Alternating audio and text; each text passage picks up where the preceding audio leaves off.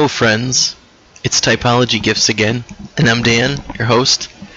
My guest tonight did not show, but I remembered this folder that I had on my computer of research that I've done as I was trying to figure out someone else's type on YouTube, in the YouTube typology community. And I had just been randomly kind of grabbing videos as I saw them of this person. Well, you probably know who it is if you clicked on the thumbnail.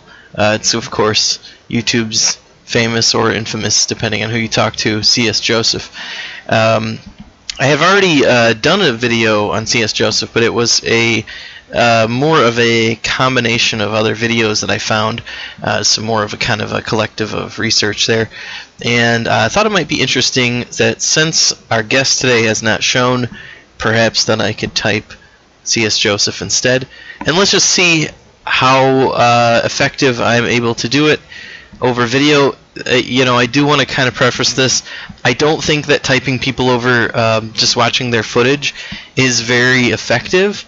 I mean, I suppose it's possible if you can find some obvious patterns, but I think probably more successfully talking to the person and really trying to engage with them and get a sense for what type they might be. You might have better success in person.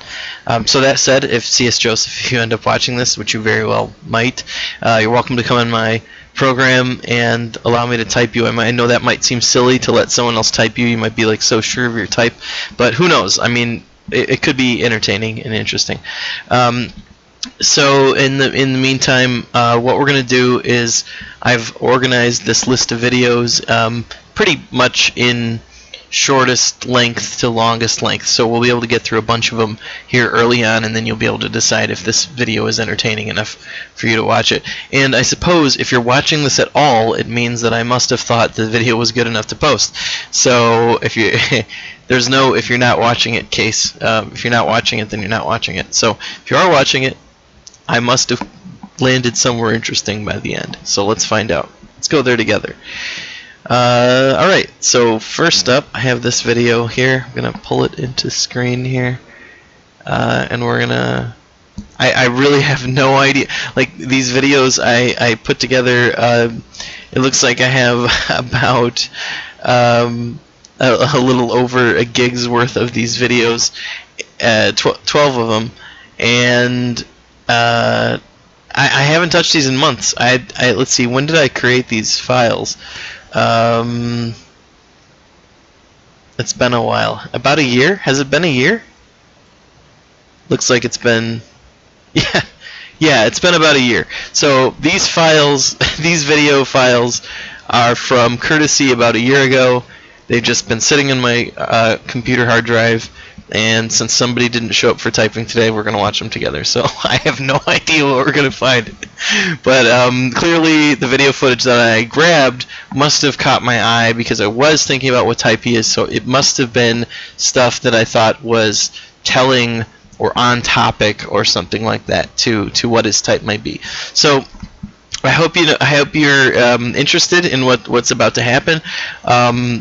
And I have no idea what's going to happen, and I also want to say this isn't like a diss tape or something. I'm going to do the same thing I always do, which is just listen and try to hear kind of what cognitive functions are being exercised, and we'll go in with an open mind. There are some presumptions by others in the community as to what type or types C.S. Joseph might be. But let's just put all that out of our minds for a second, and let's just like really listen to what he has to say, and we'll kind of go down that path together. So let's take a listen. It's C.S. Joseph at csjoseph.life. Doing another video today. Gonna kind of go off the beaten path here a little bit. We're supposed to be doing a video on the ISFPs next, which I will be doing later tonight. But I got some requests from Twitter and on Discord who have asked me to do a rebuttal video of another video from a channel called Talking with Famous People. where we have host Eric and Opaloid doing a video on me, stating that they do not think that I'm an ENTP, but actually an ENTJ. They also gave me some really kind words in that video they did for me, and I just want to say, guys, thank you for that. Thank you for the support. I really appreciate it, and I hope that I can continue to put out some good content.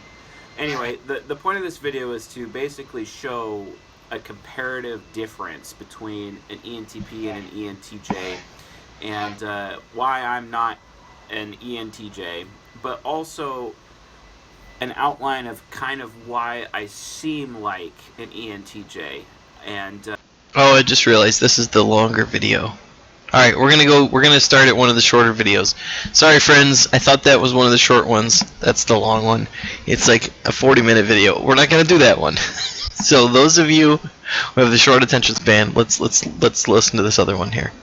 Hey guys, this is C.S. Joseph again, talking about Jungian analytical psychology and how it can improve our lives or assist us in our daily journeys. That could be anything from parenting to work, business, relationships, basically any form of human interaction in life could be beneficial. Oh, that's the end of the video. I labeled this one Utility of MBTI TE Use. I must have thought that this was a TE, extroverted thinking thing, but now I'm not so sure. Let's listen to it again. See if my initial thought that this had something to do with TE, extroverted thinking. Let's see if there's anything like that in this. Hey guys, this is C.S. Joseph again, talking about Jungian analytical psychology and how it can improve our lives or assist us in our daily journeys. That could be anything from parenting to work, business, relationships, basically any form of human interaction in life could be beneficial. I can see why I would have thought extroverted thinking there, because he's talking about how Jungian psychology is useful, and then he gives lots of examples of uses for it. So he's very focused on use cases, which is definitely an extroverted thinking thing. But it's not at all conclusive. Not from a 30-second audio clip. So let's keep going and see if we hear anything else that's kind of more obvious. social compatibility basically means face-to-face relationships combined over an average with shoulder-to-shoulder relationships averaged together, and we get social compatibility, also known as friendship compatibility. And here we go. So we have taken this algorithm, applied it to the 16 types, and come up with a particular order with which we can utilize. So, Woo! Actually, so initially I thought this was extroverted thinking, but that really does sound like an introverted thinking like mess right there. I don't know how to even. Either if he came up with it himself, then it's definitely an introverted thinking thing. But if he learned that from someone else and he's just parroting it, it could be an extroverted thinking thing. But I'm not really sure. He says it so definitively and so conclusively, which definitely to me sounds like introverted intuition, because introverted intuition is very definitive, kind of. It's like makes like I'm being right now. I'm using very definitive terms to describe introverted intuition. So that is what introverted intuition likes to do. Speak very concretely and about ideas or concepts, or like truths, you know. So he's saying some very matter of fact, but very like this is the truth kind of thing. which doesn't sound at all improvisational, which I would expect from extroverted intuition. Sounds a lot more like introverted intuition. But let's continue. We don't want to assume too quickly. I kind of want to rewatch that video. I'm sorry if you got everything you needed out of it the first time, but I really didn't. So I kind of need to give it one more listen, make sure that I'm understanding it the right way. Social compatibility basically means face-to-face relationships combined over an average with shoulder-to-shoulder relationships averaged together, and we get social compatibility, also known as friendship compatibility. It's kind of like saying, so you get apples and then you add oranges and then you put them in a basket and this equals lunch for you. So I don't even know how to react to that. So let's just keep going. Here's another one. I said, yeah, why not? I try to be as informal as possible with these, mostly because it's important to me that I'm real, you know, real with everyone. As much as it is a show, I'm not trying to like put on a show necessarily, because I'm more focused on content and facts. So.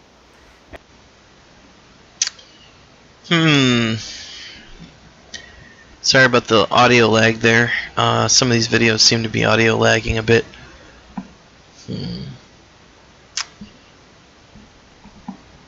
There's some...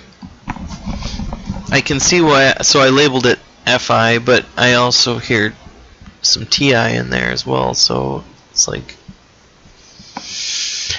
FI, TI... FI, loop? No, that's not right. You gotta have... Can't do an FI, loop.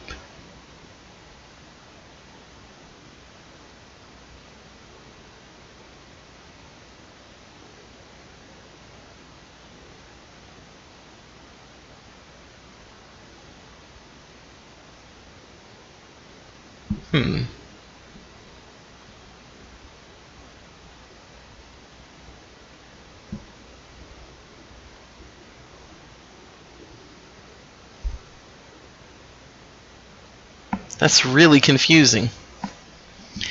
According to the way loops work, loops are supposedly work. You can't do an FI, loop. Well, you can, but it's just not a common. There's got to be something I'm missing, or like some aspect I'm missing here. Let's watch another one of these. So today, we're going to be talking about game theory, and a particular game theory based on Nash equilibrium as developed by John Nash, who created governing dynamics, also known as game theory. I developed one such theorem using his model for explaining how intimate relationships actually work. This is known as human attraction dynamics. I invented it. Although a lot of the components within my theorem come from other sources, and I've basically taken a lot of those components and put them together in order, basically, so that they make sense. So, human attraction dynamics. So that definitely does sound like introverted thinking to me. It's just he's very obsessed with other theories and other things, which makes it really sound like extroverted thinking. But he's waxing philosophical about this theory that he came up with, and how the parts came to be. It definitely just sounds like an introverted thinking thing to me. So we're gonna put a question mark for introverted thinking, because and honestly, introverted intuition, I think. Oh, I put extroverted thinking, introverted thinking. So I think he might be doing NITI.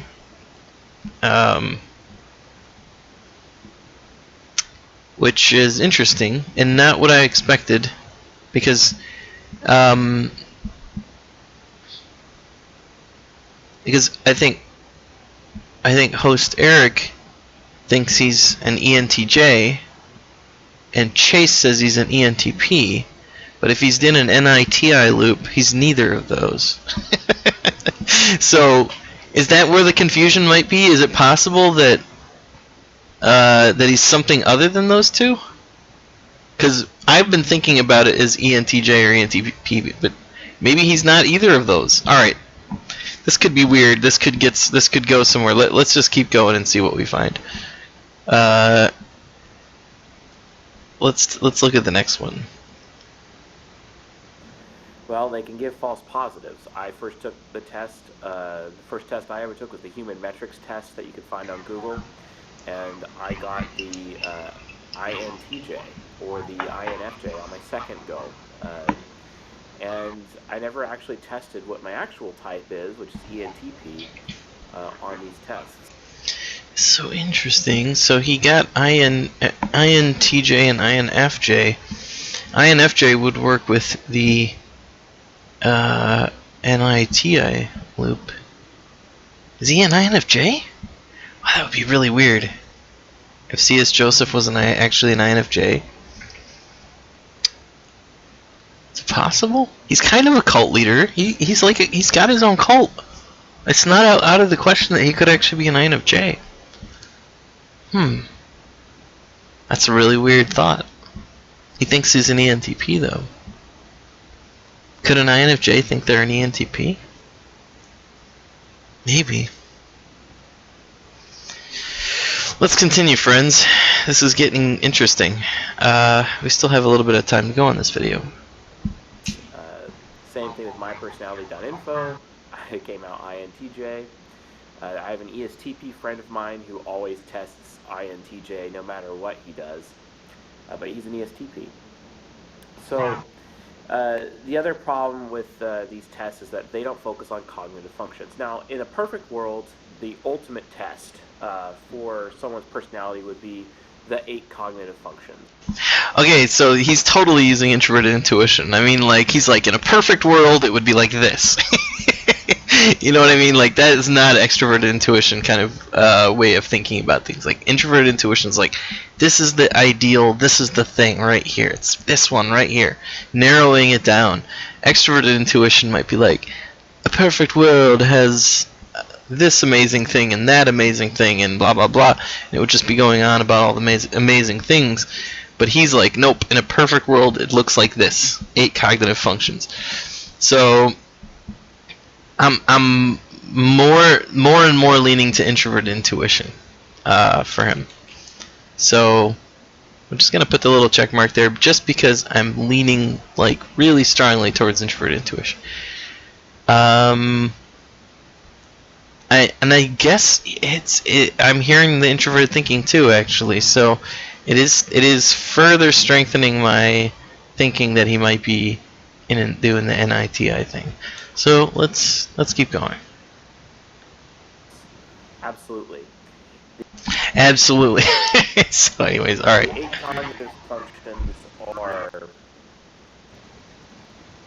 literally the best thing that you could actually be able to test with somebody, because... Alright, well, that's the end of the video. But that sort of definitiveness that he has, I mean, I do that myself. I've noticed introverted intuitives tend to be very definitive. They know, like, this is the way, this is what's what. So, let's keep going. Like, we're following the Lean Startup Model by Eric Ries. Like, read that book. But within that specific model, and also following the Ideal Team Player as well, from an HR standpoint, the principles laid out in those books, it just gets us to a point where we need to be able to have a solid foundation. And getting a solid foundational team is really, really important. Like, for example, you know, Nova, she's an INP. Domes, he's an INP. They're like very foundational pillars within the organization, for example, because they just do such great work all the time. There's other members of the organization as well that are there. But again, like, it's not about me. It's about having a solid foundation. If I'm going to scale a business, I need to have a proper team. And if that means I got to go be an engineer at my engineering job during the day, so that I can Oh geez, that audio. What is up with that audio? have my Okay, something's up with the audio. But interesting, very interesting. You notice how he's like, I can't do this without a team. Like, he needs to have a team to be able to do it, which is a very extroverted feeling, kind of like NIFE kind of thing. Is it gonna sound that bad if I back it up? so that I can have monetary support to let these people who are much better at what they do than I am and much more trained at what they do than I am, then I kind of need to just take a step back. Yes, I'm the content producer. Yes, I'm the CEO, but this is not the Chase show. You know what I'm saying? I'm trying to lead a movement here. I think he might be an INFJ. Which is very surprising. I like. He's like, I'm trying to lead a movement here, you know? He's very much like trying to shift the attention away from himself, but yet he draws a lot of attention to himself, which is kind of an INFJ thing. It's kind of an INFJ problem. It's like they don't necessarily want all that attention, but they kind of need it to fulfill their goals. So, and a lot of attention tends to be drawn towards INFJs. So, wow. Could C.S. Joseph really be an INFJ? Huh. I mean, like, every once in a while he says stuff that makes me go, extroverted thinking, you know? But, like, honestly, an extroverted thinker wouldn't probably be as out there kind of as he is, you know? Like, he's got his own thoughts. He's got his own weird little paradigms. And they honestly sound like NITI kinds of things to me. Like, NITI can, like, really, it's like self-brainwashing almost. It's like you can convince yourself of, like, the most weird, interesting things because you are convinced that's the truth. And it could be completely wrong, and, like, years later you can be like, oh, shit, I got it completely wrong. But that's a NITI loop. It's sort of like, have an insight, organize it, have another one, organize that one, and next thing you know, you're starting to come up with these whole complicated paradigms of how things are. All right, let's see if we can eliminate some of our friend Chase's types that he's probably not. I'm really favoring INFJ right now, which is, I did not go into this expecting to do that. I really didn't. I promise you. I honestly thought I was going to come out with ENTJ, honestly, because that's, I don't know why he just kind of gave off that vibe to me, but I think he's using FETI. I think he's using NI a lot. I hear a lot of NI out of him, and honestly, I hear a lot of TI out of him. I hear a lot of weird TI stuff. But he also, like, cites a lot of people and quotes a lot of people, so he's like a reader, which is definitely an INFJ stereotype. Like, INFJs are avid readers. I mean, I'm reading all the time. I'm reading from sunup to sundown, it feels like. This thing or that thing. I read so many articles, and I read books, and, you know, so it's not surprising that he's, like, well read. And it's not surprising that he has a cult. Let's see here. So, what else? Could he be any of these other types? Let's think about this for a second. I hope this video has been interesting to you. It's been interesting to me, because I honestly had no idea that I might end up possibly here. So we're gonna put him at question mark for FETI, and we're gonna put him at question mark for NISE. I don't know if he would be too happy about my thoughts on this, but considering he probably cares about what other people think, I don't know. Well, he's really good at not showing that, kind of. But that's I guess that's an introvert thing. You can really keep a cool head. let's see here. I don't hear a ton of introverted sensing from him. He doesn't really talk about like his narrative as being like a big part of what he's got to say, and he doesn't like refer thing. I mean, he might in like other videos. This is just a selection of videos that I found. So, but from other things I've seen, I don't think he really spends a lot of time doing introverted sensing kind of talk.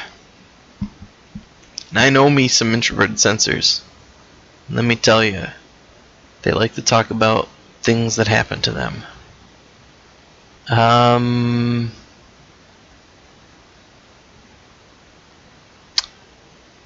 Introverted feeling, extroverted thinking. That's a tough one. Like, sometimes he talks and I hear this extroverted thinking stuff. I don't think he's an introverted feeler, though. Actually, I think he probably is an extroverted feeler. He just... See, the argument against INFJ is that he doesn't seem as adept at extroverted feeling as INFJs kind of probably are. But I don't know. Also, INFJs can be just not great at extroverted feeling. Not great at like smoothing it over, but like they can feel it. They know when things aren't right, kind of. But Chase thinks he's a thinking type. INFJs probably wouldn't think they were thinking types, would they? Maybe. INFJs do a lot of thinking. It's possible that he could be an INFJ who thinks he's a thinking type.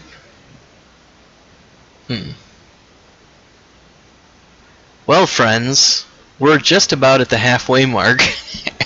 I don't know if we're any closer. We kind of are somewhat closer, potentially, to figuring out Chase's type. I don't think he's using a lot of extroverted intuition. So we might get to the point where we're narrowing it down to 8 types, the introverted intuitive types. And maybe we need to do that after the break. So we'll see you in part B as we continue to type CS Joseph, and we're probably going to eliminate